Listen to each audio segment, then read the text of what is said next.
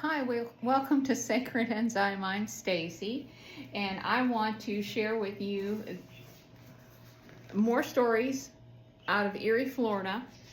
But the story that I want to tell you about is Spook Hill. And there's a legend in Spook Hill about a big battle between a giant, huge, enormous alligator and a Native American Indian chief. Lake Wales, many years ago, was the only place in the state of Florida that was not underwater, and it was a sand bar. Basically, it was a sand bar, and there were a lot of Native Americans that were living here. Now, before this, when the city was first settled, the Native American people had shared this legend with the locals about the fact that when 6 million years ago, or however many millions of years ago, when the Gulf of Mexico was hit by a meteorite, that pieces of that meteorite actually hit here in Central Florida. Now, where it hit is right by Bach Tower Gardens. And the interesting thing is that the Native Americans say that that is how that mountain was actually formed.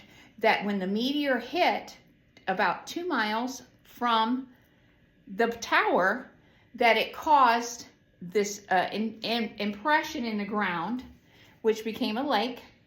And then you have the mountain. So the interesting thing is that about this legend of Spook Hill, there's two legends that are kind of tied up together here. Okay, so the one thing is that a meteor hit Central Florida, that there was a meteor that hit here, okay? And that also you have the legend of this Native American Indian chief. He left the Cherokee Nation and formed one of the first Seminole tribes that was here in Florida. And so they loved living here because, you know, in ancient times, there were a lot of animals here.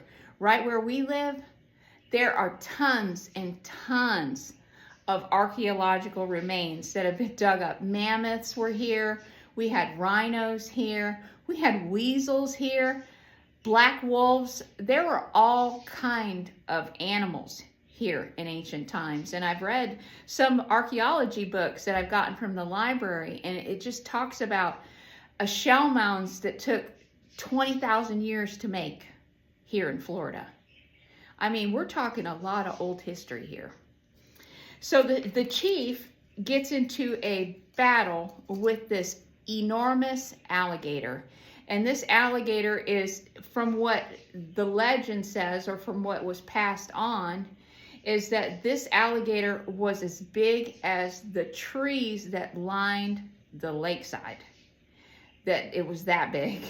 I mean, we're talking a pretty big alligator. I'm wondering if it wasn't even an alligator, if it was something else besides an alligator. So the beast was said to have been as long as some of the oaks that dotted the shoreline. So the Indian chief killed the alligator, and then after the battle, they noticed that there was a lake that formed there, and it's called Lake Toccoa, and it's right by Spook Hill Elementary. But the most interesting thing is that it has become a local tourist attraction over the years. And the reason why is because when people back in the 20s, this legend came back into full force because a man had parked his truck at that site, and he was right off, you know, the road, and he was working, and when he turned around, he was shocked because his truck was rolling backwards up the hill.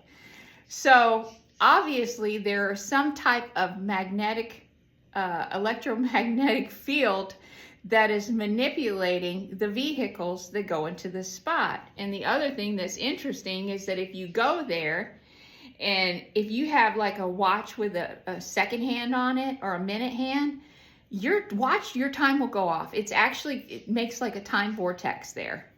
Your watch will malfunction, the radios malfunction, any kind of electrical devices, they malfunction there. So they believe, you know, obviously it's because there's a meteor that's sunk deep into the ground under there, and it's creating a magnetic field that is causing just apparatuses to malfunction because of the magnetic field that is emitted from the ground. So it's very interesting that Spook Hill, we have a meteor that's here in the ground. Nobody knows about it. That it formed a mountain, Iron Mountain, in Central Florida, and that they built a singing tower on top of it with all reclaimed materials from World's Fairs and different areas around the state of Florida, coquina rock, marble, pink marble, different types of materials, bells, carillon bells, you know, these bells that came from all over the United States when they cleaned these churches out and these old world buildings of all of their cymatic materials. They were able to buy them. And so they erected a singing tower on top of this mountain in Lake Wales. And there are some very interesting legends that surround this mountain. Now I am going to do a video on Bok Tower because there's a whole lot to unpack there. But what do you think? What do you think? And if that's not strange enough, you got to watch my other video about gnomes. Gnomes. Because there's a very interesting story that has very legitimate, reputable people that have verified it about gnomes living in a citrus grove right by where that meteor hit. So anyway, I found that very interesting. I found that very interesting is that a meteor would hit Central Florida, and it was also at the same time that the meteor hit the Gulf of Mexico. And we've had all of these millions of years that have passed. We've had all of these people that have come to Florida for all kind of different strange reasons, right? We had Hernando de Soto, we had Christopher Columbus, we had Ponce de Leon. I mean, we've had so many people that have come from Spain and other places, Italy, looking for stuff here. What are they looking for? What are they looking for?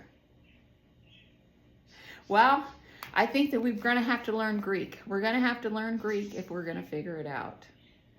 So with any more ideas that come to my mind about different locations in Florida that I can go to and explore some of these eerie stories and share them with you, I'd love to do it. So I'd love to hear what you have to say about this interesting story about a meteor that hit Central Florida. And as a result, we now have a mountain here, and we have a Native American legend of a hill that makes sure car roll up it because there's a buried meteorite underneath it.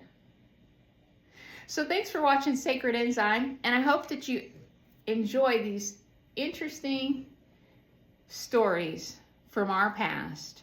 Because, you know, they say they're stories, they say they're myths, and they call them legends.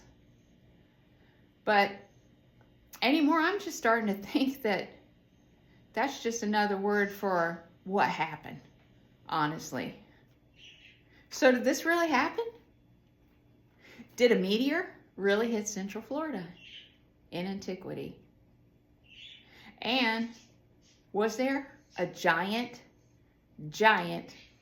alligator that terrorized Central Florida and was killed by the first chief of the formed Seminole tribe? I'd love to hear what you have to say.